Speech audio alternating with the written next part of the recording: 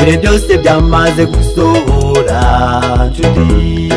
Umudendezo guhamya ibya Yesu, uragenda rwose ugerwa ku mashyi.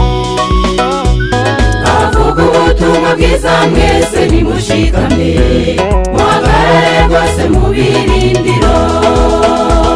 abo ngabo biteguye guhamya, nibo bahinduwe n'ubwo butumwa, bagacika kujya n'igisa nacyo, bakagira imico nk'iyambabazi.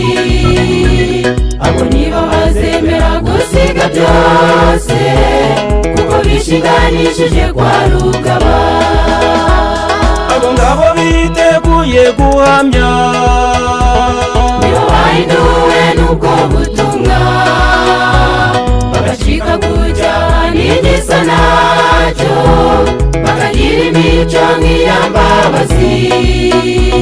abo nibo bazemera gusiga byose, kuko bishinganishije kwa rugaba.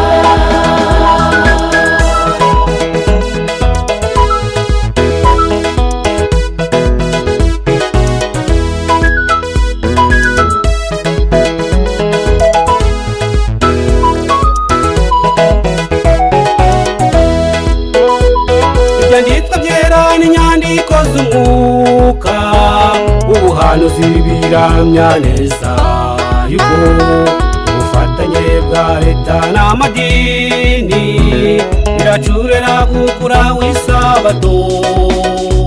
maze ibinyama byaturutse i Roma bigasegurwa, isi yose igahinduka isibaniro. abo ngabo biteguye guhamya, nibo bahinduwe n'ubwo butumwa, bagacika kujya n'igisa nacyo, bakagira imico nk'iyambabazi.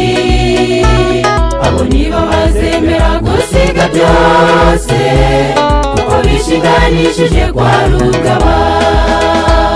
abo ngabo biteguye guhamya, nibo bahinduwe n'ubwo butumwa, bagacika kujya n'igisa nacyo, bakagira imico nk'iyambabazi. abo nibo bazemera gusiga byose, kuko bishinganishije kwa rugaba.